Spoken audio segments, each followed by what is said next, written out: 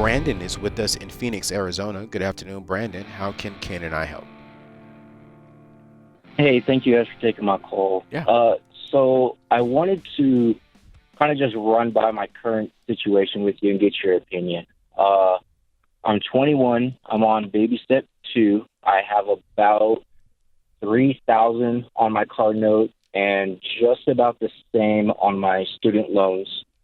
I have an issue with spending money on buying stuff I don't need. I convinced myself from I want it to I need it, and I need it now. And so I decided to go all in with this program, and I basically just want to, I want to get out of debt. I don't want to go back in. So how do I fight that urge and not go back into debt after paying off my loans? Oh, man. Good question. How much money do you make right now a year, Brandon? About 30 to 34,000, depending on overtime and stuff like that. Cool. Are you living at home with your parents, or you have your own place?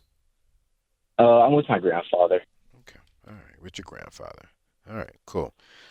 So your question today is, how do I hold myself accountable to the plan and do not overspend money, but take control of my financial future, right? Correct. Okay.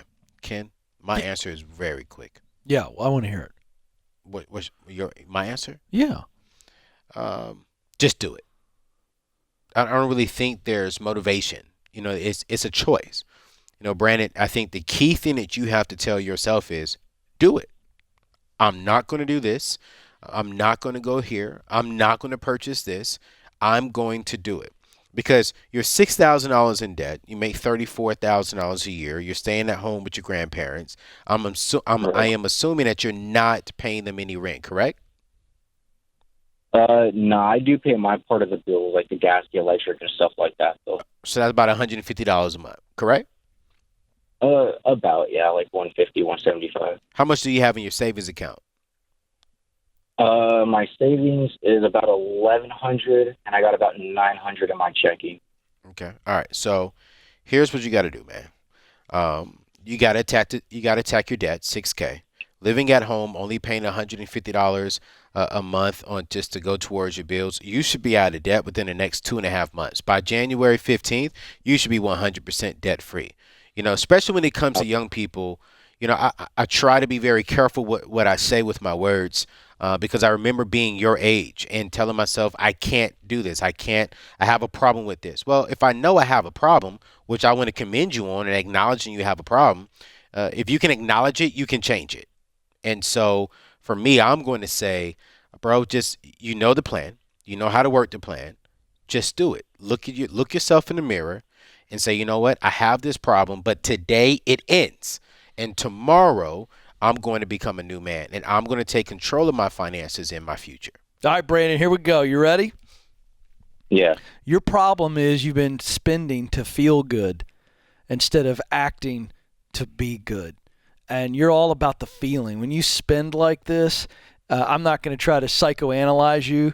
You can tell me if I'm wrong, by the way, right now. I have no problem admitting that I'm wrong on the third largest radio show in the world. But my guess is I'm right, that when you're spending like this, when someone says I'm having a hard time because I buy things that I really don't need, we're trying to fill some type of a hole with that purchase. And really it comes down to whatever the reason for the hole is, we're trying to make ourselves feel good. And I think that you've got to acknowledge that, maybe even get some help on that. It may be not that deep of an issue. It may just be where your focus is. And that's why I started with focusing on feeling good versus focusing on being good. And what I want you to do is think of that desired future. What's that dream? 5, 10, 15 years from now, where do you want to be? What's the big picture? What's the story you want people to tell about your life? And every time you make a boneheaded purchase, you are pressing pause on that desired future. Do you understand what I'm saying? Yeah, I do. Am I right or am I wrong about your trying to feel good with these purchases? No, you're completely right. I didn't have much of anything growing up And so now that I'm able to get stuff, I just feel like I have to have it now or I'm not going to have it later. All right, so let me talk to you. Here's what's going on. You come from a very tough background. You didn't have much. And now that you're out on your own, you're trying to prove to yourself that you're not your parents. Am I really stepping on the nerve right now? Yeah, that's correct. Come on, man. I feel you. You're trying to create you are dealing with a false narrative that's saying that Brandon is who his parents were. And so you're trying to prove to yourself and everybody else that you're not who your parents were, that you have something, that you are somebody. And I can tell you, my friend, you are somebody regardless of how many things you have and how many zeros you have in your bank account. Do you hear me? Yes. So you need to shift your focus to what your desired future is and how the finances allow you to make that future happen. If you change your focus to the story that you are telling with your life and not trying to show everybody that you're not who your mom and dad are or were, then I think you're going to see behavior change. That would be my take. I like it, man. Here's another thing too, Brandon, is you and I probably grew up right around the same type of family growing up.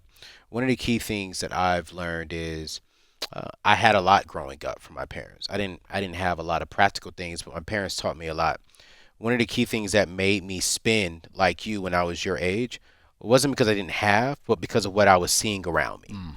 And so one thing I would even suggest that you do is, on top of the change, on top of changing your own narrative, maybe for a while, watch what you're putting inside of your eyes. Watch what you're seeing on social media, watch what you're hearing in the music, like change what you are exposing yourself to.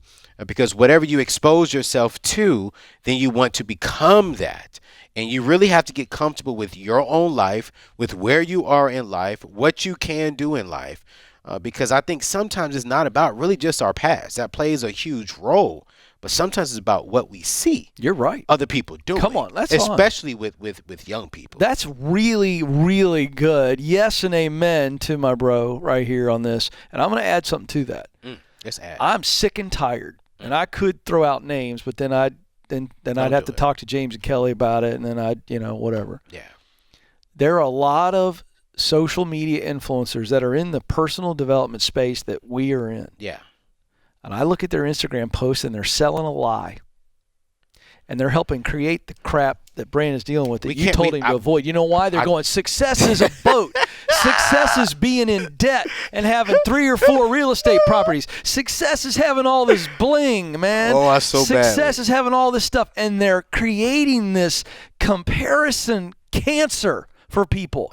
And social media is crushing people's actual dreams because they're too busy looking at what everybody else says is success, and they're not paying attention to what their definition of success is. You got to watch it. AO's right. You got to stop hanging out on those Instagram accounts with all these people lying to you with their flashy life. I'm going to tell you something. They're an absolute mess, and they're profiting off of comparison. And I'm fired up. And here's the thing. I know exactly who you're talking about. Yeah, and I think America knows exactly who we're talking about. I really want to say this one dude's name. If Dave was here, he would say it. He calls Dave out. He calls Dave. This dude calls Dave out. And Dave is such a gentleman. Yes. He ain't even going to play that game. But I'm telling you right now, there's a dude who's telling people that Dave is wrong and that you need all the debt you can possibly stack up so you can live a lavish life. No, don't say it because I don't want to. I'm telling. We're not going to say James it. told We're me not going to say it. Because I'm going to say he's wrong. That's all I'm going to say. You know He's who I'm talking absolutely about. wrong. And he's profiteering off of a comparison game, which is dangerous. There it is. That's all I'm saying.